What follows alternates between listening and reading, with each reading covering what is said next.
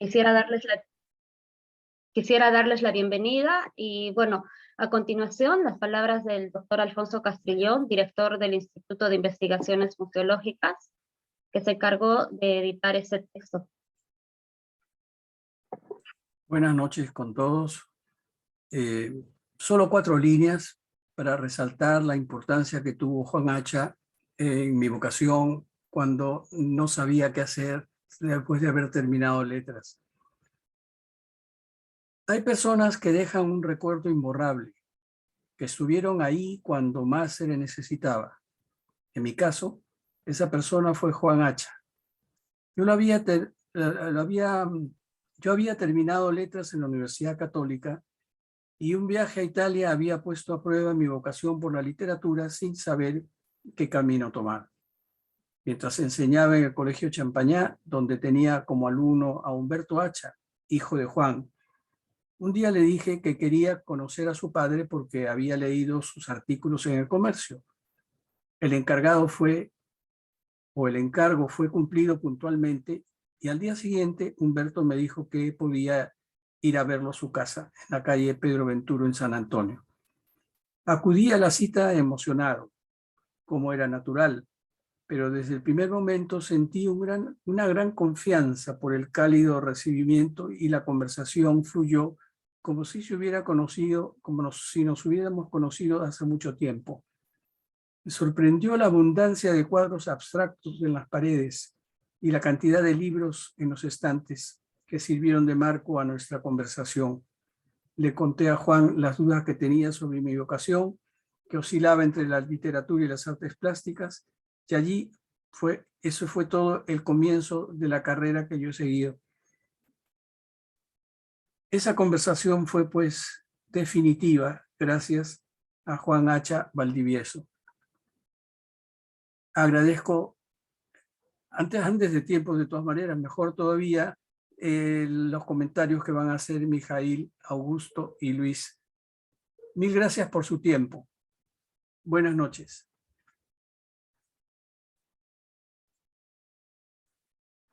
Gracias, doctor Alfonso. Bueno, a continuación tenemos las palabras de Augusto del Valle Cárdenas. Él es crítico de arte y curador independiente. Es licenciado en Filosofía por la Universidad Nacional Mayor de San Marcos. Tiene estudios de maestría en Comunicaciones y también en Historia del Arte y Curaduría por la Pontificia Universidad Católica del Perú. Actualmente cursa la maestría de Museología y Gestión Cultural en la Universidad Ricardo Palma. Ha realizado diversas curadurías para exposiciones en el Museo de Arte de Lima, en el Instituto Cultural Peruano Norteamericano, en la Galería Pancho Fierro de la Municipalidad de Lima, en la Sala Humareda del Museo de Arte de San Marcos. Ha publicado también junto a otros autores Posilusiones, Nuevas Visiones, Arte Crítico en Lima, 1980-2006, y junto a Víctor Manuel Manrique, en el texto Memorias del primer coloquio latinoamericano sobre arte no objetual y arte urbano, del Museo de Antioquía en Medellín. Ha sido docente de la Católica y de la Escuela Nacional Superior Autónoma de Bellas Artes del Perú. Actualmente, y desde el año 2017, es el director del Museo de Arte de San Marcos. Adelante, Augusto. Buenas noches. Bueno, agradezco la invitación de Alfonso Castrillón, de María Angélica, del Instituto de Investigaciones Museológicas. Y bueno, voy a comenzar. Voy a compartir pantalla. Tengo en esta ocasión sobre caracterización de la pintura peruana varias aproximaciones al encargo de este comentario. El libro, en mi primera aproximación voy a hablar en general sobre estos artículos. El libro recoge entonces 4 textos de 1958 sobre la pintura peruana y uno de 1983 acerca de una ampliación del campo de la pintura hacia una concepción distinta en la que la crítica de arte tendría que jugar, según Juan, un papel crucial.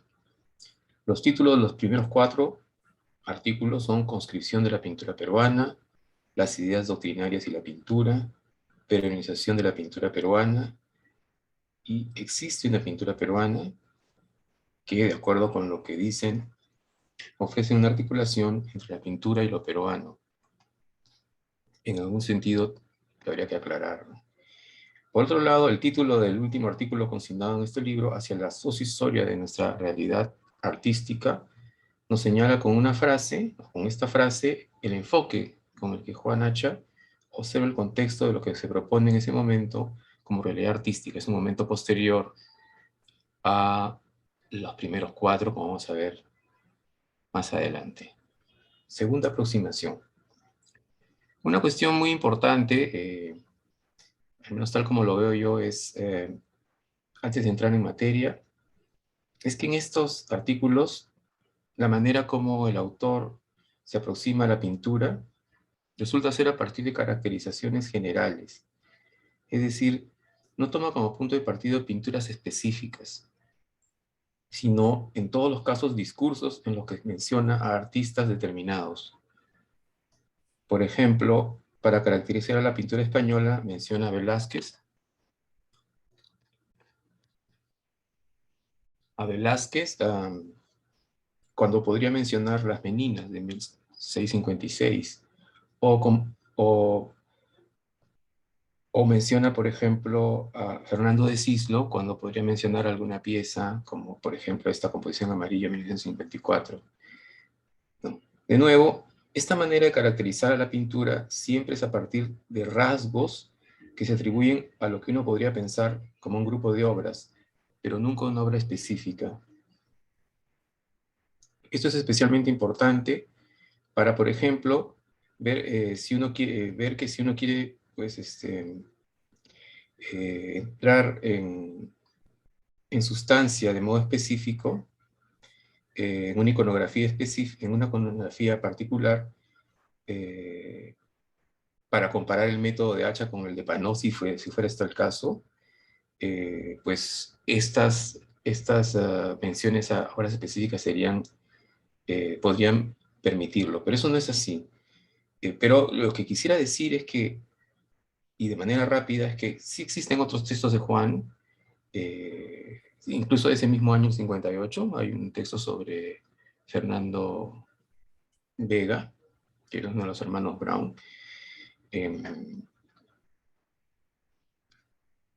Perdón, Max Brown, pero Fernando Vega era el nombre con el que expone, que sí entra en detalle con algunas piezas, ¿no? Nada, eso quería mencionar como un asunto previo. La tercera aproximación. Y los textos de 1958 fueron un grupo que aparece cuando Hacha firma con su seudónimo Nahuaca, el mismo año que comienza a hacer crítica de arte en el diario El Comercio. Hacha ya en esa época había formado un grupo de amigos que en su casa de Miraflores se reunía cada semana a conversar sobre arte. Entre ellos los hermanos Brown Vega, el pintor Ricardo Grau, el poeta Francisco Bendezú, entre otros.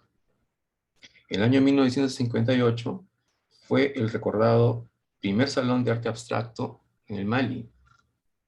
De manera que se puede decir que estos textos se escriben cuando Hacha toma partido, por decir, por una idea de universalidad asociada a lo que él llamará pictoricidad en estos textos, que también tendríamos que discutir a qué se refiere, pero en concreto sería, obviamente, algo así como la pictoricidad de la pintura abstracta, valga la redundancia, como un universal cuya fuerza debe abrirse paso a como dé lugar. Es posible comparar las ideas de los textos sobre pintura que se encuentran aquí con otro titulado La pintura moderna en el Perú, de 1961, publicada en la revista Humboldt, en los que estos mismos conceptos aparecen con un desarrollo quizá más específico o en otro momento, ¿no? Luego de 3 años. Otro asunto importante de la lectura ya de 1983 es que recoge ideas que están en las publicaciones que Juan realiza a partir del año 79 en el Fondo de Cultura Económica en México, en donde desarrolla su teoría social de la plástica. En este texto del 83 se ve, claro, como es posterior a su trabajo en el primer coloquio latinoamericano sobre arte en objeto de arte urbano del 81 en Medellín, en la que ya se aprecia un cambio de posición respecto a sus ideas iniciales del año 58 sobre la universalidad de la pictoricidad. Es decir, un cambio respecto a sus primeras ideas, digamos, llámese modernistas, un cambio que había comenzado ya en la década del 60, ¿no? La segunda mitad del 60, en algunos hitos que ya han sido resaltados por algunos otros críticos o lectores de la obra de Hacha. Bueno, articulación de conceptos sobre pintura, es mi cuarta aproximación. En líneas generales, las ideas de Hacha, correspondientes a 1958 sobre pintura, se enfrentan a la encrucijada que pregunta por el papel que juega el nacionalismo en el arte en general y a la pintura peruana en particular. Así, en Conscripción de la pintura, Conscripción peruana de la pintura, su idea de conscripción suena a una suerte de ironía frente a una obligación que parece saltar a los pintores, que deberían suscribir cierto nacionalismo que los insta a aceptar lo que Hacha llama iconografías, que están en la tradición de las culturas locales, por ejemplo, pero también en algo que incluso llama vallejismo telúrico, que sería difícil de entender hoy en día. Y ahí hay pues una interesante pregunta de investigación para dar el detalle de qué cosa sería ese vallejismo telúrico, pero entiendo yo que si uno piensa en la poesía de Vallejo, él tiene una especie de, con su poética, traslada algunas raíces del lenguaje quechua o locales, en sintonía con un universal de vanguardia, probablemente en Trilce, y el vallejismo pictórico podría ser algo así como algo análogo, pero en el ámbito de la pintura, ¿no? En fin, ahí es un tema que yo recuerdo haber visto en otras ocasiones, pero no es tan sencillo. La explicación de por qué ocurre esto, o sea, estas conscripciones, o sea, estas obligaciones aparentes, rutas que de pronto los artistas toman, en el caso peruano, sería, y en general sería sociológica, nos dice Hacha. Y es como una demanda sentimental de amor a lo nuestro, en el caso peruano, por ejemplo, ¿no? Cito, dignificación iconográfica de nuestra realidad, de las apariencias técnicas, topográficas y climáticas. Esto incluso se introduce cuando se aceptan modelos europeos, pero también con la llegada del indigenismo. En síntesis, hay una tendencia en la pintura peruana que la constriñe a lo figurativo, a lo sentimental, y no le deja levantar vuelo hacia lo universal, que estaría por el lado de un alfabeto asociado a lo que llama pictoricidad. En cambio, en las ideas doctrinarias y la pintura, Hacha busca desplegar nuevas conscripciones asociadas al despliegue del nacionalismo, como importaciones que se sienten como necesarias y otras fuerzas que llama dinámicas. La más importante aquí es la política social o incluso el papel de la élite en cada lugar, en cada contexto, ¿no? En cada sociedad. Asimismo, las revoluciones, como por ejemplo lo que llama la Revolución Cristiana, la Revolución Francesa, etc., ¿no? Y esto como efectos nocivos. En peronización de la pintura, por ejemplo, también está otra vez el tema central del nacionalismo. Pone un ejemplo interesante, pone a digamos, a un chileno, a un francés y un peruano, y se pregunta qué requisitos deben llenar todas y cada una de la pintura chilena, francesa o peruana, qué requisitos tendrían que llenar, ¿no? Es obvio que las tres se les debe someter a las mismas exigencias estéticas. A pesar de eso, debe relativizarse la valoración de cada una, es decir, ¿hay algo que deba diferenciar a cada una y sin embargo coincidir en la esencia? Se pregunta, fin de la cita. Y en este texto, ahí aparece una interesante definición de la pictoricidad y de la iconografía, ¿no? Que nos puede ayudar a interpretar, ¿no? Voy a citar. En estos casos, nos dice Juan, las obras ostentan una imposición sentimental, o sea, que el francés pone el énfasis en su ideal de belleza étnica, geográfica o cultural. El peruano lo pone en la resiedumbre, en la inhospitalidad de su naturaleza o en la singularidad racial y consuetudinaria. Cada uno está abusando de un derecho natural. Cuando se ha superado estas presiones sentimentales, entonces la iconografía se torna en un preciado y eficaz catalizador estético, y los elementos de pictoricidad predominan y se imponen al espectador. La iconografía debe ser la urdimbre donde se tejen las constantes, las búsquedas y las creaciones pictóricas. Fin de la cita. Entonces, en estos últimos textos, Peruanización de la pintura y Existe una pintura peruana, se ve con claridad su posición de crítica que tiene Juan frente al indigenismo, por ejemplo, el indigenismo en el Perú, como su diagnóstico, y cómo el diagnóstico del indigenismo es, a pesar de todas, de todas las fuerzas en contrario, estamos como igual, o sea, el diagnóstico de Juan, de la pintura peruana, ¿no? A pesar de todas esas fuerzas que lo constriñen en contrario, debido al nacionalismo o a otras fuerzas doctrinarias, etcétera, estamos como en una suerte de vía de progreso hacia liberarnos de esas fuerzas nacionalistas o de esas otras fuerzas que se comportan como lastres, ¿no? En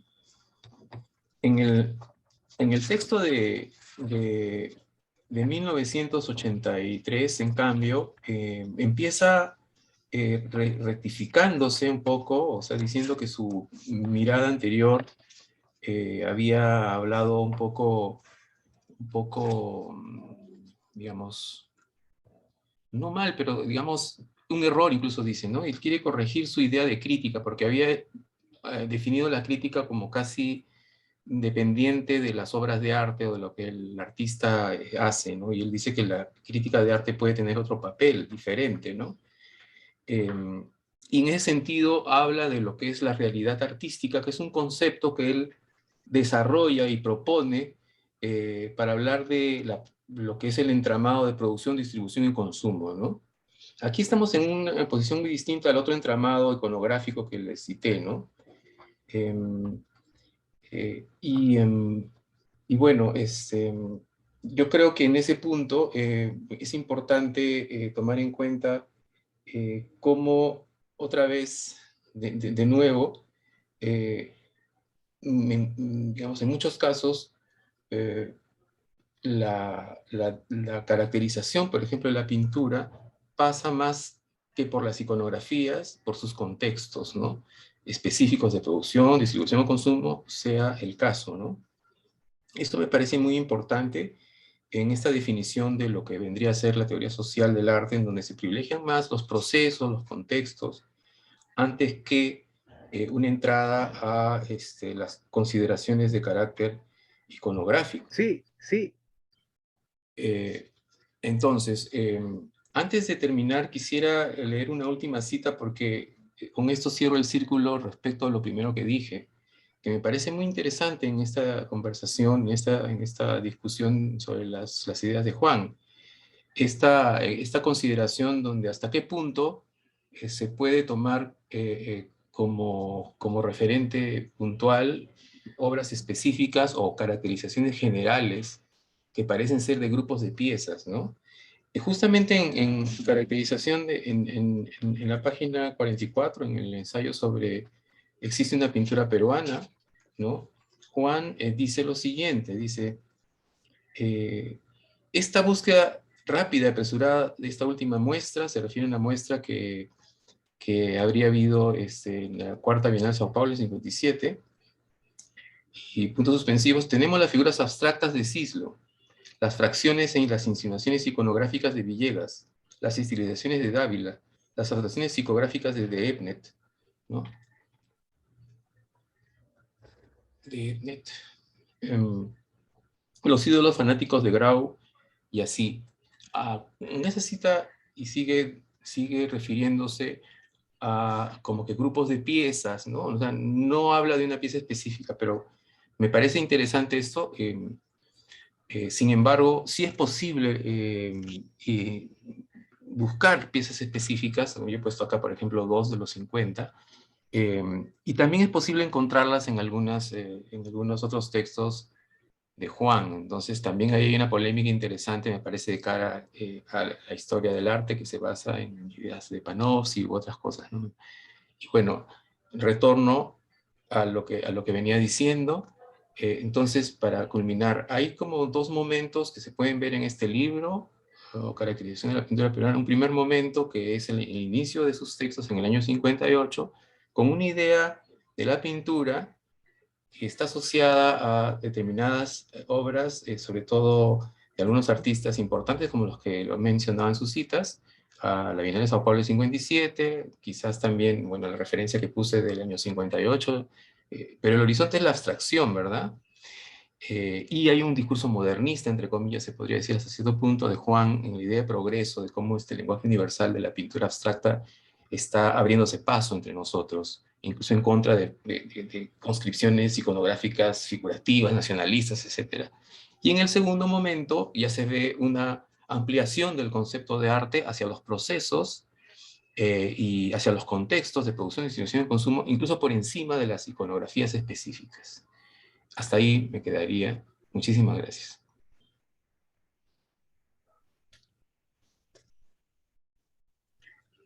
Muchas gracias, Augusto. A continuación, tenemos a Mijail Mitrovic. Él es magíster en antropología por la Pontificia Universidad Católica del Perú y cursa el doctorado en antropología en la misma casa de estudios. Es docente y coordinador del área académica de teoría e investigación en la Facultad de Arte y Diseño de la Católica. Entre sus principales publicaciones, bueno, figuran textos en diversas revistas. Además, también están los textos de Organizar el fracaso, Arte y Política, en la carpeta negra, editado por Garú Ediciones en el 2016. Extravíos de la forma, vanguardia, modernismo popular y arte contemporáneo en Lima desde los 60. Y Duelo y Revolución sobre una pintura de los Aramburú, que está en el archivo José Carlos Mariátegui del 2021.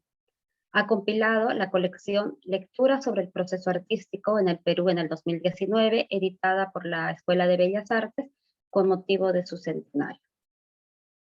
Adelante, Mijail. Muchas gracias. Bueno, yo también quisiera agradecerles la invitación a comentar la aparición de este libro de textos de Juan Acha. Tengo un texto que paso a leer. Vamos a, de todas maneras, comentar algunas cosas que ya dijo Augusto también, pero voy a intentar saltar las partes que Augusto ya explicó, digamos. Pero quería empezar diciendo que el que aparezca un libro como este, que recoge textos de Juan, firmados como Nahuaca, pues, del año 58, nos da varias pistas para avanzar en el estudio de la obra de Acha, que es cada vez más conocido globalmente por su labor teórica, desarrollada sobre todo en los años 70, una vez que se traslada a México. Y a excepción de dos ensayos de Gustavo Buntix, que examinan la trayectoria de Acha considerando este periodo del 58 al 70, el grueso de su recepción actual se juega pues en recuperar sus reflexiones gestadas, digamos, entre el experimentalismo limeño de mediados de los 60, la neovanguardia mexicana de los años 70 y el latinoamericanismo de corte dependentista, que está pues en la base de su proyecto Arte y Sociedad Latinoamérica, ¿no? Que empieza a aparecer en el año 79, ¿no? Que tal vez es su obra más conocida. En buena cuenta, en ese sentido, la inscripción reciente de Acha, ¿no? En las reflexiones sobre la crítica de arte apunta a posicionarlo como una suerte de precursor teórico de lo que hoy se entiende globalmente como arte contemporáneo. Lo que ha llevado, involuntariamente en muchos casos, a una suerte de borradura de los inicios de su trayectoria intelectual, como parte del ambiente alto modernista, ¿no? De posguerra global, digamos, que también se vivió en la Lima de los años 50. Y el libro que estamos comentando pues, nos ayuda a caracterizar a un crítico de arte que empieza a ejercer su labor recién a los 42 años, poco después del encendido debate entre artistas de vocación realista y aquellos que defendían la abstracción como marca de lo verdaderamente moderno. Justamente este debate, el 54 y 55, pues orbita alrededor del lugar del arte abstracto dentro de una realidad como la peruana y de una praxis artística que, según Sebastián Salazar Bondi, necesitaba pues superar la acumulación de represiones que desde tiempos coloniales han imposibilitado el encuentro entre arte y sociedad en el Perú. Para ello, pues, había que perfilar un sentido de compromiso de los artistas con la comunidad nacional, lo que desde la orilla opuesta, cuya voz más articulada fue la de Luis Miro Quesada Garland, el arquitecto, resultaba esta idea del compromiso una exigencia completamente inválida, ¿no? ¿Por qué? Porque los compromisos artísticos son, pues, con la individualidad creadora. No hay ninguna clase de compromiso ideológico o político. Y así, pues, pensaba Miro Quesada, por ejemplo, una cita instructiva, ¿no? Decía, cuando se cree sentir un paisaje por el hecho de pertenecer a una determinada nación, quiere decir que no se siente en absoluto el paisaje. Esa es una cita de Miro Quesada. Entonces, claro, la idea es que en este debate, en este contexto, había que desligar desde el lado de Miro Quesada, ¿no?, las formas y conceptos de la plástica de cualquier exigencia externa, no nacionalista o simplemente social. Y esta es una polémica propia de un momento peculiar en el desarrollo del campo artístico local, ¿no?, tras la apertura de la Galería de Lima del año 47, que se convierte luego en el Instituto de Arte Contemporáneo en el 55, y que muestra que empezaba a haber una pugna por la conducción, ¿no?, quién le daba direccionalidad al proceso plástico en el país, ¿no? Dado que, pues, desde la fundación de la EMBA el 18, el Estado en buena cuenta, y luego, pues, como parte del Estado, el indigenismo oficial, de corte sabogalino, había dado esa direccionalidad. Entonces, estamos hablando de un contexto donde ya para los 50, había vuelto Cislo de París, en el 47 había aparecido la agrupación Espacio, había una ofensiva, digamos, contra el indigenismo muy fuerte, contra la idea de la exigencia extraestética dentro de la práctica artística. Ya lo mencionó Augusto, pero el año 58, pues hay este primer salón de arte abstracto, y ahí es curioso porque para el 58, el mismo año que H empieza a escribir, las posiciones encontradas, ¿no?, contrapuestas del 54 y del 55, como que ya se habían limado, ¿no? Habían de alguna manera, pues, bajado un poco sus diferencias.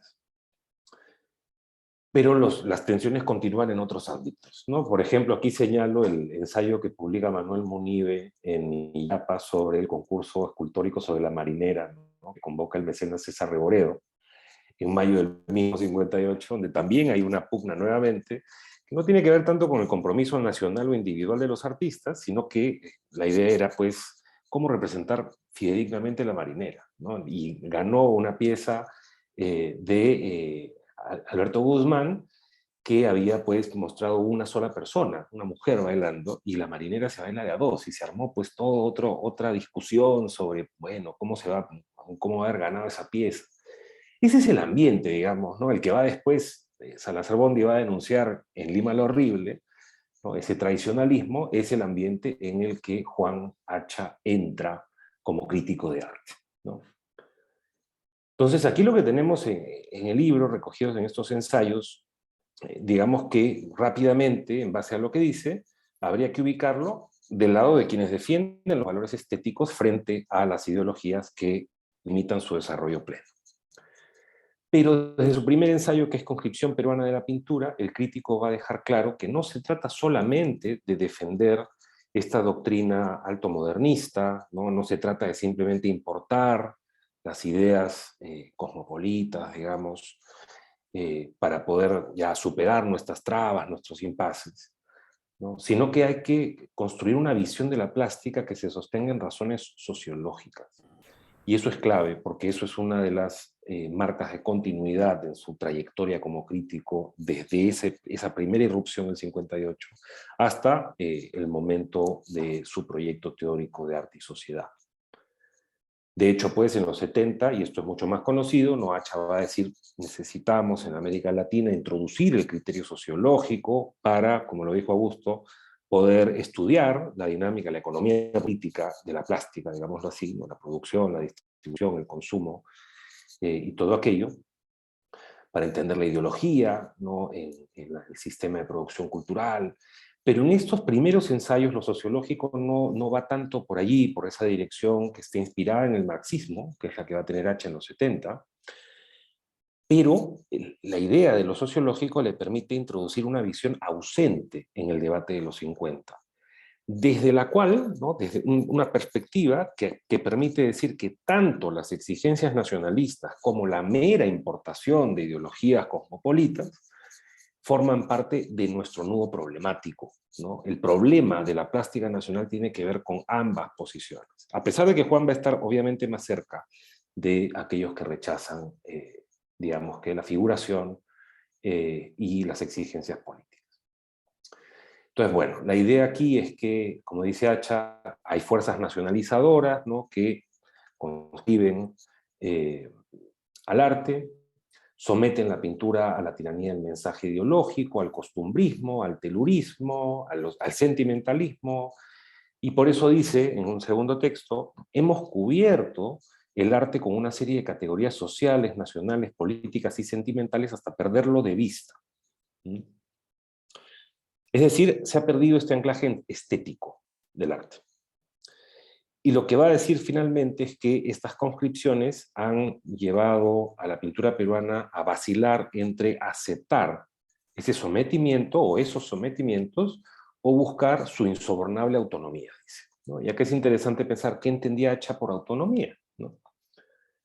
Ahí él traza paralelos con las profesiones técnicas, intelectuales, y nos va a decir pues que la autonomía es la insobornabilidad, ¿no? La capacidad de un desarrollo sin sometimientos, y esto sería pues la autonomía de lo artístico, dentro de la cual Hacha nos va a hablar de la pictoricidad, ¿no? Un valor específico de la pintura, ¿no?, que tiene que desarrollarse autónomamente, que no se ha podido desarrollar por todas estas exigencias, conscripciones, etc.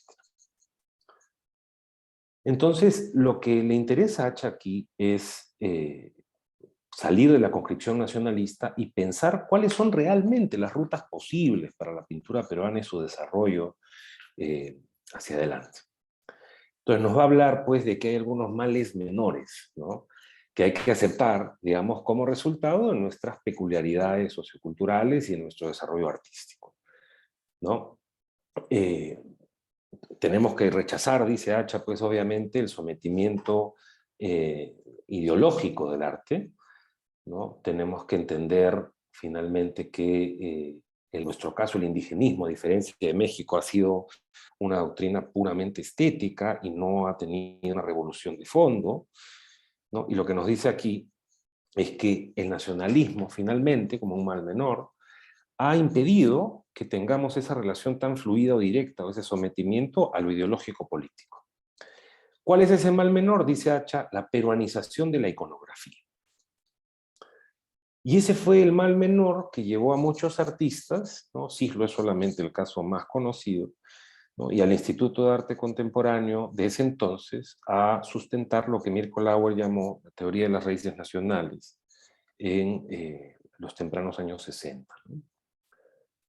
Entonces, la pregunta finalmente de Hacha en todo esto es cómo conseguir esta insobornabilidad, esta autonomía, en un medio donde parece que es imposible eludir estas conscripciones externas, ¿no?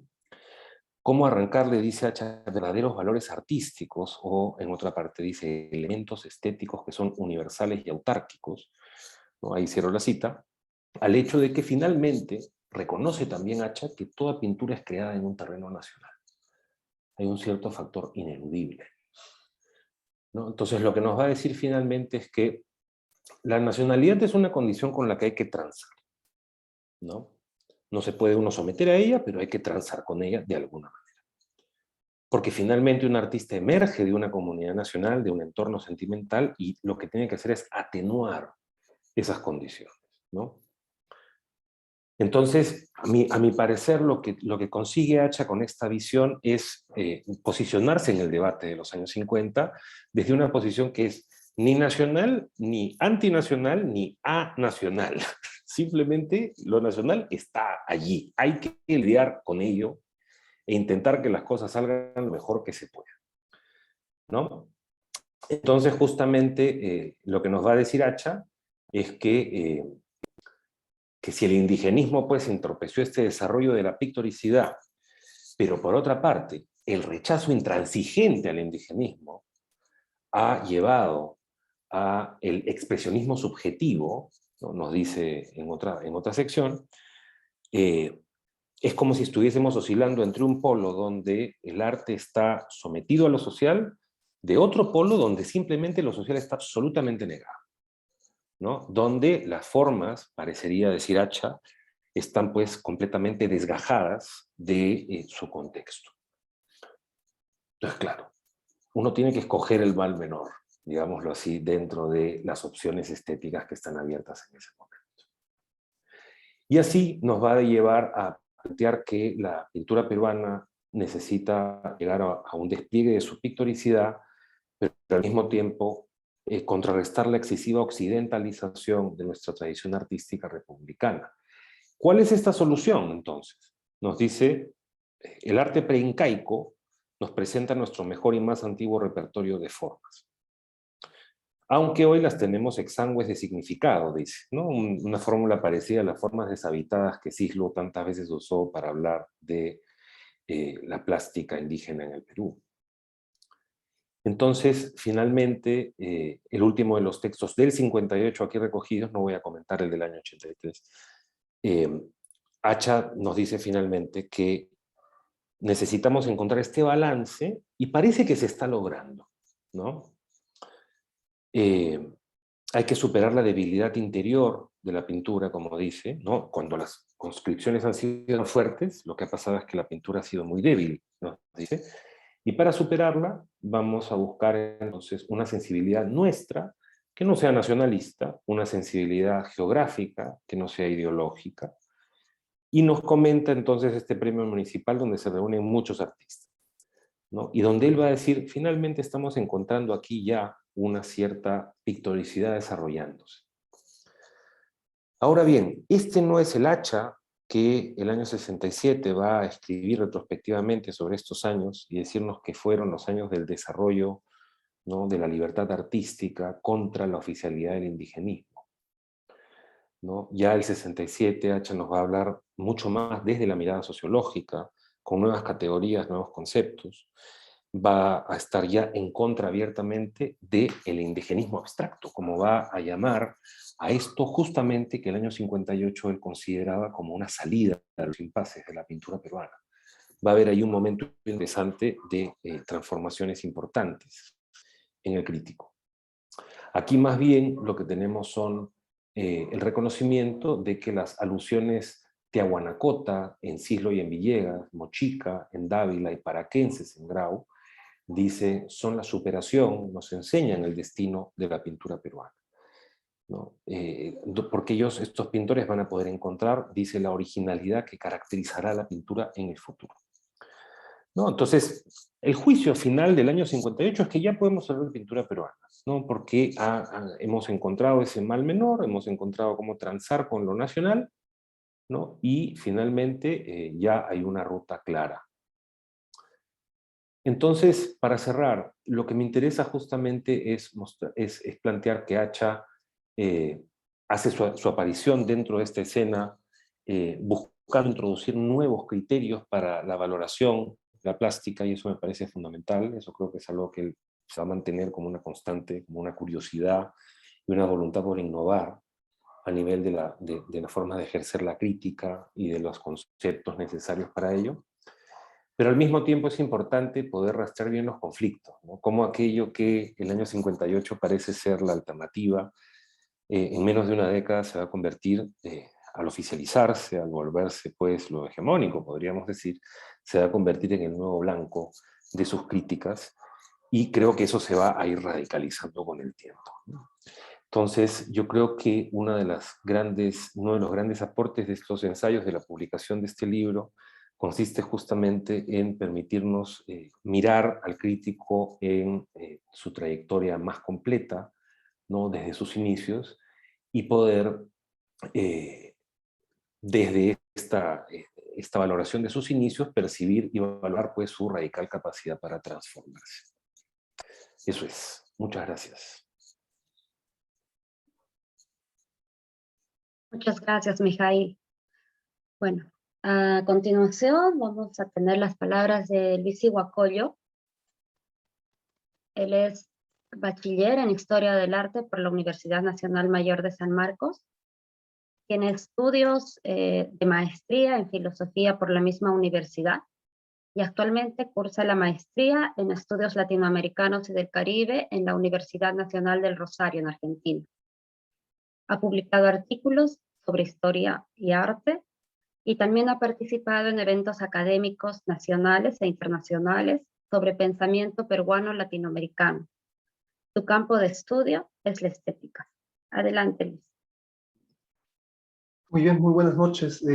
Para empezar, quisiera yo también sumarme al agradecimiento que el doctor Castrillón me extendió para participar de la presentación de este libro. Y bueno, quisiera también, ya en vista de que Augusto ha hecho, digamos, el comentario de los textos y de que Mijail ha complementado esta lectura y ha presentado también contexto en los que Hacha estaba escribiendo estos artículos, yo más bien voy a ensayar una caracterización de la figura de Juan Hacha, ¿no? Y presentarlo bajo los términos de la historia de una tragedia y del triunfo de una vocación. ¿Y por qué digo de una tragedia, no? Porque, digamos, es conocido que Juan Hacha estudió ingeniería química, él se formó en Alemania, estuvo 7 años allá, pero es poco conocida, digamos, esa anécdota de Hacha viajando a Chile para intentar estudiar medicina, ¿no? Una facultad de medicina en una universidad chilena. Tampoco es muy conocida esta, digamos, este periodo de su vida en cuando él llega primero a Alemania e intenta estudiar estética, ¿no? Pero por presiones familiares, digamos, no puede hacerlo, ¿no? Tiene que apostar más bien por una, no por su vocación, sino por un sentido de profesionalización. De allí, digamos, su apuesta por la ingeniería química, ¿no? Pero, digamos, el vínculo que tiene Hacha con las humanidades, con lo que más tarde va a desarrollar en su ejercicio como crítico y como teórico, se puede ya, digamos, hacer evidente desde su adolescencia. Él a los 16 años publicó un cuento en Piura, uno titulado Un matadero, ¿no? Y precisamente el editor del periódico que le publicó ese cuento, el que le corrigió y le hizo los borrones, fue también quien le acuñó el seudónimo de J. Nahuaca, ¿no? Precisamente haciendo anagrama de su nombre, ¿no? Entonces, desde muy temprano ya hay en él este intento de acercamiento hacia las letras, ¿no? Que más tarde va a encontrar una serie de obstáculos y va finalmente a llevarlo a, digamos, a terminar estudiando ingeniería química, ¿no? ¿Y por qué digo una tragedia también? Porque esta profesión que él va ejerciendo, de alguna forma, lo va decantando hacia el terreno que nosotros conocemos, que es del Hacha, que digamos hace un trabajo intenso de promoción cultural en el Perú. Pero para ir un poco en orden, me gustaría mencionar, digamos, algunos hitos de su biografía para que se pueda entender. Él, como dije, en el 35 viaja primero a Chile, intenta estudiar medicina, ese mismo año a Alemania, intenta estudiar estética, no lo logra, se inscribe, digamos, para ser ingeniero químico, está realizando ya los estudios de doctorado, estamos en el año 1942, y digamos, por el apogeo nacional socialista, él se ve obligado a regresar al Perú vía Nueva York, ¿no? Entonces, hasta ese periodo, digamos, él tenía ya ciertas inquietudes de tipo artísticas, por eso es que cuando llega al Perú, él organiza en su casa de Miraflores una serie de tertulias, ¿no? Con algunos artistas, y de esto también ya Augusto ha mencionado algo, ¿no? Y luego en el año 57, él viaja a Europa y a los Estados Unidos con un afán, digamos, de formación personal, porque Hacha, digamos, entre otras virtudes, también era, digamos, un gran autodidacta, ¿no? Entonces él viaja, visita bibliotecas, visita galerías, y con toda, digamos, esa información, con toda esa experiencia, él, digamos, regresa al Perú y en el 58 empieza a escribir. Tiene para entonces ya más de 40 años, ¿no? Es decir, este resurgimiento, esta suerte de nacimiento de su vocación, aparece en un periodo algo tardío, ¿no? Y luego, digamos, todo este periodo que está, digamos, graficado muy bien en estos 4 artículos que son del año 58, muestran esa faceta de Hacha como promotor, como impulsor cultural, incluso en ciertas actividades como fue la tercera Bienal de Córdoba en Argentina, que fue saboteado por artistas argentinos, ¿no? Y Hacha apoyó a esos artistas, lo mismo aquí en la primera Bienal de Lima, ¿no? si no me equivoco, creo que fue Roberto Mata el que gana ese concurso, y también, digamos, jóvenes artistas se oponen, digamos, a ese evento y organizan una especie de contrabienal, ¿no? Y todas estas actividades van a ser apadrinadas por Juan H., ¿no? Entonces, digamos, la actividad y el ejercicio que Juan H. está ejerciendo en el Perú, digamos, no es algo, digamos, oculto, sino que él abiertamente, a pesar de seguir trabajando como jefe de planta en una compañía de alimentos, ¿no? Él aún, a pesar de ello, encuentra el tiempo para seguir escribiendo, ¿no?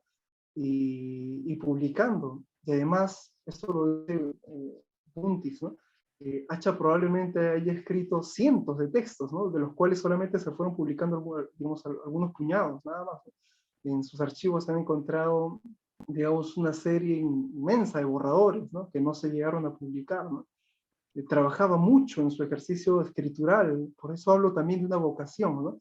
Hacha dedicaba muchas horas al día a la escritura, al perfeccionamiento de la escritura, y si uno puede ver parte de ese archivo publicado, va a encontrar que entre los papeles hay una suerte, digamos, de tachaduras, de palabras que se agregan, que se quitan, hasta encontrar, digamos, la frase exacta, ¿no? Que condensa una idea. Entonces, este es el Hacha de la década del 50 y del 60, ¿no? Hasta que llegamos al año 70, que es también una fecha, digamos, de ruptura. ¿Por qué? Porque Hacha, digamos que en el año 68 viaja a Europa, ¿no? Participa también de la Bienal de Venecia, puede ser testigo directo de lo que está aconteciendo en mayo del 68, se involucra con los movimientos juveniles, ¿no? Entonces él cuando regresa al Perú, él ya tiene en mente la idea de que va a dedicarse profesionalmente a la crítica de arte. Ya ha apostado por renunciar a todo lo demás, ¿no? Y entonces lo primero que hace al llegar es renunciar a su cargo de jefe de planta, ¿no? Que en otros términos sería como decir renunciar a esa condición privilegiada que él tenía, ¿no? De cierta comodidad, de cierta estabilidad para dedicarse de lleno ya a este trabajo como crítico. Eso en el 68. Entonces empieza allí justo digamos, el gobierno revolucionario de las Fuerzas Armadas, y a los 2 años él es encarcelado, ¿no? Este año del 70 digo que es un hito, porque en la vida de Hacha supone una frustración enorme, ¿no? Un drama enorme, porque él que ha abandonado todo para dedicarse a la crítica y ser un impulsor incansable, digamos, de las actividades culturales, artísticas en Lima, básicamente, de pronto no encuentra ese respaldo, ¿no? De pronto más bien se enfrenta contra una realidad que lo golpea en la cara y le hace ver que el intento que él, digamos, está buscando, no lo va a poder desarrollar, ¿no? Entonces muy, digamos, muy desencantado de este episodio. 10 días estuvo encarcelado en el Sexto, como él dice, por un error administrativo, ¿no? Había habido ya incluso un problema años antes donde él había sido intervenido por la policía, y esta vez lo encarcelan nuevamente, pero en la prisión del Sexto.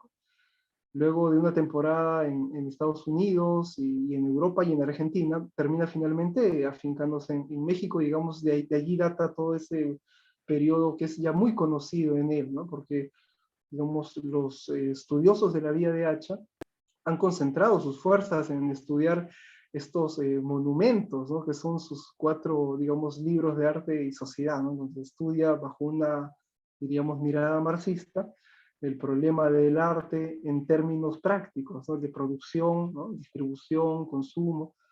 Pero bien, el libro que presentamos ahora data de este periodo, del 58, y hay un último texto que es del 84, si no me equivoco. E intentan llamar la atención también sobre este Hacha juvenil, este Hacha, digamos, que está germinando estas ideas que más tarde, digamos, va a llevar a la práctica, ¿no? Porque en el último de los artículos, él hace una suerte de autocrítica, como ya lo han mencionado tanto Mijail como Augusto, ¿no? Pero luego quisiera también destacar otra faceta de Hacha, y es ya no solamente la de aquel que considera profesionalmente y piensa profesionalmente la disciplina de la crítica, sino que también es, digamos, consciente de lo que supone la disciplina de la historia del arte, ¿no? Esta reunión le empezó el doctor Castrillón mencionando una anécdota, ¿no? Cuando si no me equivoco es en la década del 60, él conversa con Hacha, y Hacha, en vista, digamos, de cierta duda que surgía, el doctor Castrillón no le recomienda leer 3 libros para que ponga a prueba su vocación, ¿no? Y curiosamente estos 3 libros son introducción a la historia del arte de Hauser, ¿no? Son los conceptos fundamentales de la historia del arte de Bulfing, y es la fundamentación y los problemas de la historia del arte de La Fuente Ferrari, un texto que este año cumple 70 años, por cierto, ¿no? Entonces, para que Juan Hacha haya podido dar, digamos, este consejo, y la pertinencia, además de los títulos que elige, ¿no? Es que, digamos, él conocía muy bien la tradición de la historiografía, de la historia del arte, ¿no? Actualmente, digamos, estos nombres a veces nos parecen algo lejanos, ¿no? Como nombres de teóricos, ¿no? De repente los repasamos en un ciclo y nada más, y se desconoce muchas veces, digamos, el aporte que hicieron a la disciplina de la historia del arte, ¿no? Pero, digamos, Juan Hacha, a partir de esa anécdota uno puede evidenciar que conocía y tenía conciencia de la disciplina, ¿no? Bien, solamente eso, ¿no? Caracterizar a Juan Hacha en estos términos, ¿no? Como el escritor propulsor que en este primer periodo peruano intenta lograr un espacio para ejercer la crítica profesionalmente, porque como lo dijo creo en una entrevista con Juan Ríos, ¿no? Él quería que la crítica se ejerza ya no desde las canteras de la literatura, como, digamos, venía ocurriendo hasta entonces. Incluso cuando va a México, él se encuentra con que la crítica de arte está, digamos, abanderada por el círculo que rodea a Octavio Paz, ¿no? Entonces ahí hay una mirada más bien literaria de las exposiciones de arte que se están desarrollando, ¿no? Entonces, este es el Juan Hacha, digamos, que tiene esta mirada, diríamos, totalizadora, ¿no? Pero que en este periodo todavía está empezando a mostrar esas aristas, ¿no? Digamos, empieza a sentar algunos conceptos que más tarde va a ir desarrollando y formalizando, ¿no? En el segundo periodo que está ya más bien demarcado, mejor conocido, ¿no? Y bueno, eso solamente, llamar la atención sobre este primer periodo peruano de Juan Hacha, ¿no? Para que, digamos, empiecen a surgir estudios, empiece a, digamos, evocarse estos años y empiecen, digamos, a aparecer de repente tesis, artículos o libros para tener una versión, digamos, más cercana, más amplia y más conocida de este potentísimo pensador, ¿no? Eso sería todo. Muchas gracias. Muchas gracias, Luis. Bueno, no sé si alguno de los participantes tenga alguna pregunta o algún comentario que quiera compartir. El chat está abierto. O pueden pedirnos también para que les habilitemos el micrófono.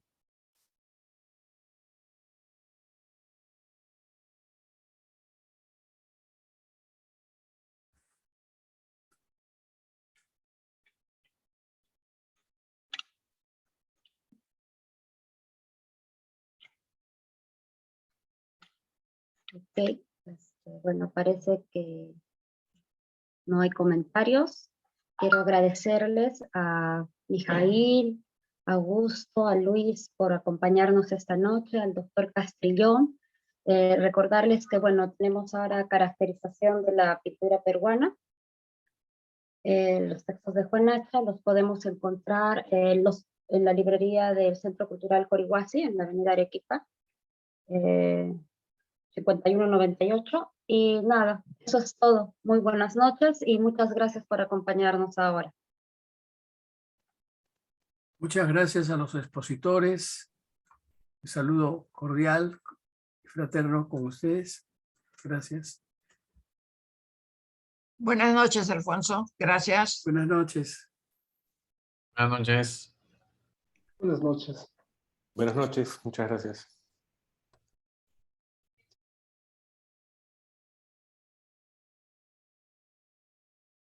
Bien, podemos ir cerrando, ¿no?